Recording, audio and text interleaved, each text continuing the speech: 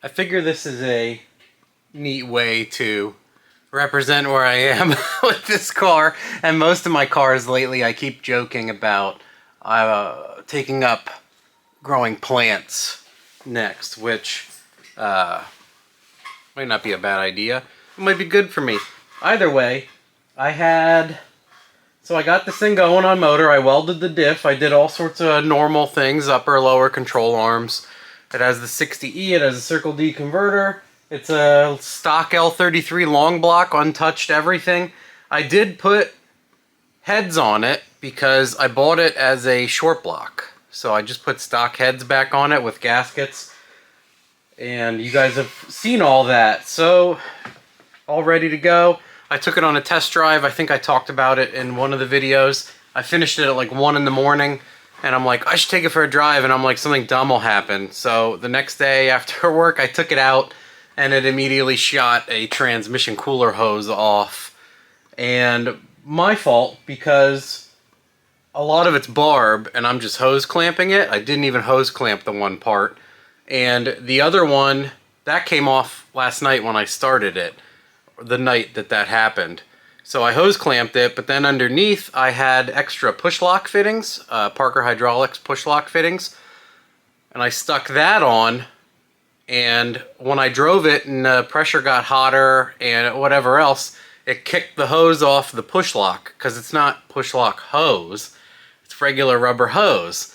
So then my buddy Tom Weeks, Nonfiction Fab, had grabbed me, and I grabbed extra hose and hose clamp and unions and all this garbage, and I went and fixed it and topped off the fluid and drove it home, and it hasn't given me a problem with that since. Meantime, it has been really giving me an issue with, hold on for a second, shifting and working correctly with the 60E. If you can imagine all the trash talking I did adding up, one thing, it seems to be confirmed by a Holley technician.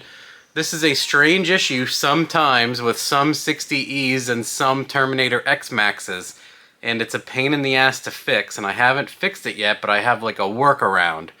So it'll 1, 2, 3, 4, and 4 is almost useless in this car because the converter is like a 4200. So the minute you're in a higher gear at a lower speed, there's nothing economical happening. You have so much more mechanical advantage against that large overdrive gear that it's almost worse than third. The other issue is when it commands, it hits fourth, and then it commands lockup, it downshifts into some weird, it feels like 2.5. It doesn't feel good. So I end up like, moving the shifter and doing other things to get it happy. I did, after a lot of time, I got it to do, the Holley will shift 1, 2, 3, and then I will manually lock it.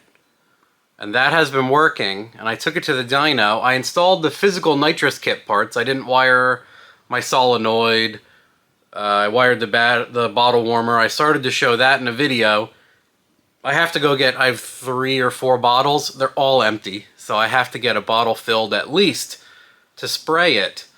And I took it to the dyno, and I made dyno hits, and I showed that first. I always like to show that stuff first. I want to go over the logs and the dyno pulls, but I wanted to just monologue, as people like that, to catch up. I haven't been showing much video. I've just been working on it, and it's been fun, but then, man, the time is coming to drive it and do stuff, and it's been relentless with the stuff going on. Part of it was darty and all over the place, and then after my friend and I fixed the lining it up, then the transmission stuff, then I'm like, am I ruining this trans? And I dumped the trans fluid out of it like 3 times, and then couldn't get it to shift right, wondering if I ruined it, blah, blah, blah. Then we talked to one of our Holley friends, and he's familiar with this issue, and it's hard to recreate and get logs of, so I did all that at the dyno too when I got it mostly sorted enough to make dyno hits. The exhaust I built to be very quiet, and I figured I would have to dump. I made it very easy to disconnect V-bands and dump the whole exhaust down, and it still stays up. So that's why I dumped it at the axle, so nothing's going over the axle. I didn't waste time or money or anything, because I knew that this would go turbo, like pretty straight line, just go right to power adder, and this stuff would just be getting in the way. So I wanted the long tubes on enough to do the intake testing and then go straight to spray and a bunch of other things. So I put it on the dyno. It made like 250-ish. And I was like, wow. And it was using about 250 pounds of fuel. I'm like, oh, okay. So I dumped the exhaust and it goes up on a mild tune. It goes immediately to like 320s.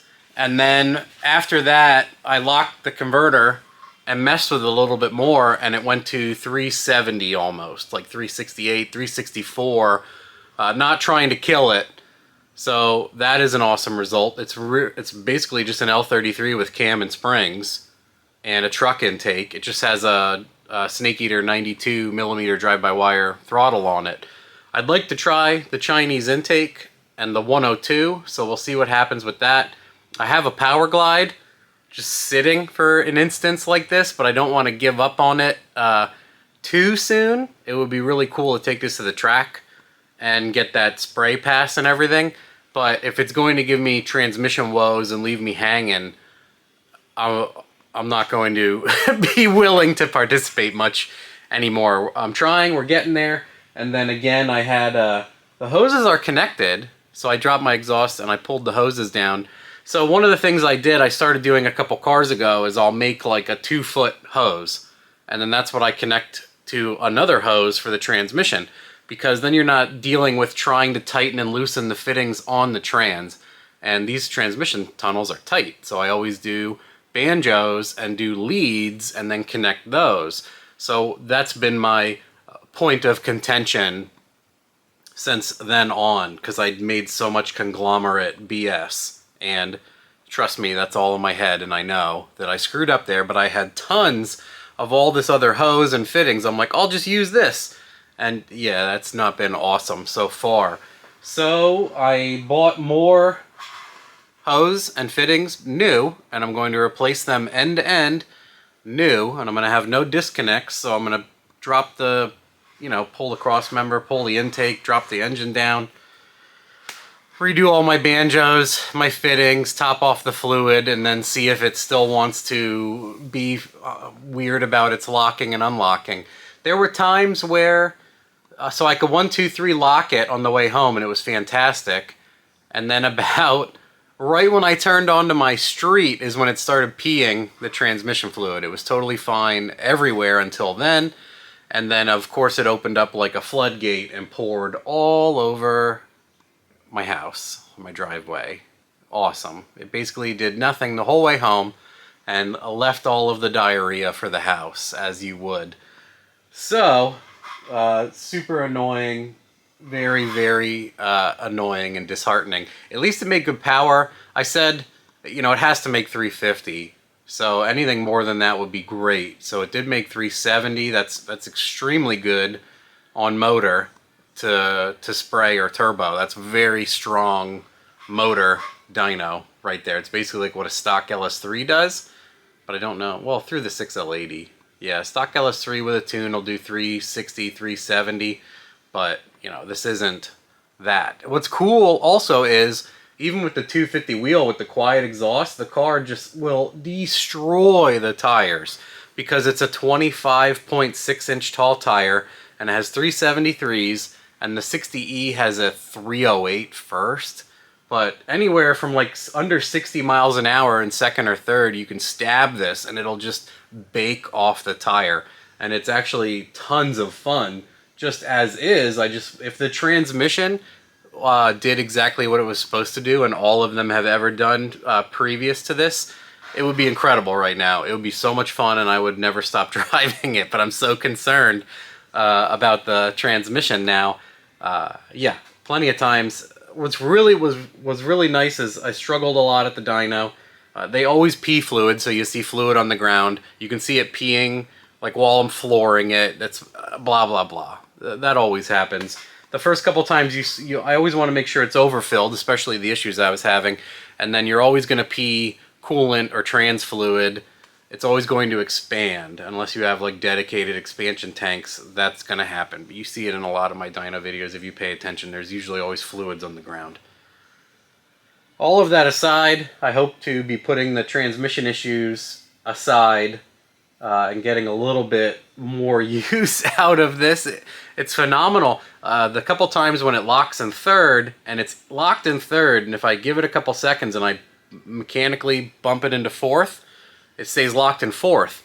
And it's incredible. It's so nice to drive. It's so different because the converter is gigantic. So locking it makes it way more drivable. Like I said, this is a big converter. It's meant to, this car feels like it has 700 horsepower because it just wants to stab the tire off all day. And that's the point I wanted to show you is 250 through the exhaust, 370 if I engineer a better exhaust or something. So it's incredible. If you took someone for a drive in this and just stabbed it a bunch of times and did some burnouts and donuts, it's unbelievable. It also weighs 2,600 pounds, but yeah.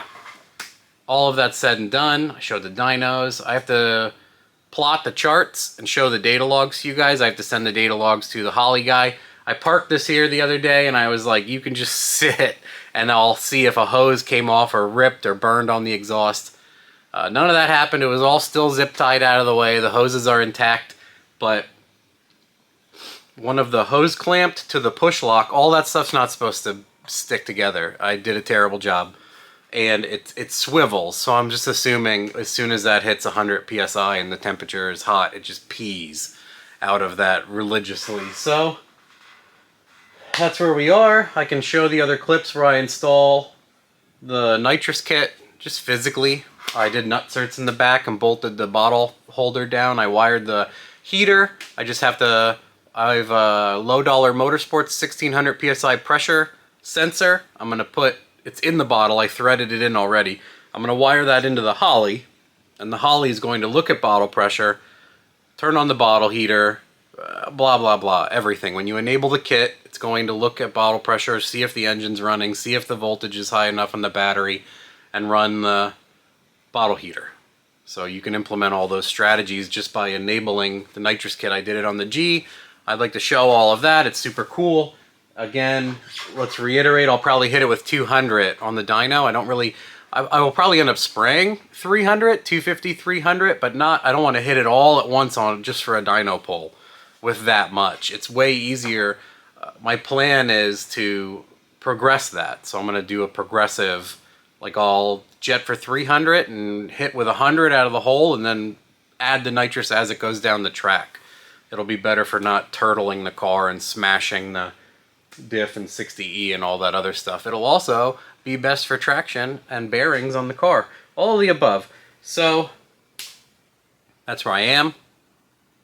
That's where we are. Ask some questions about it.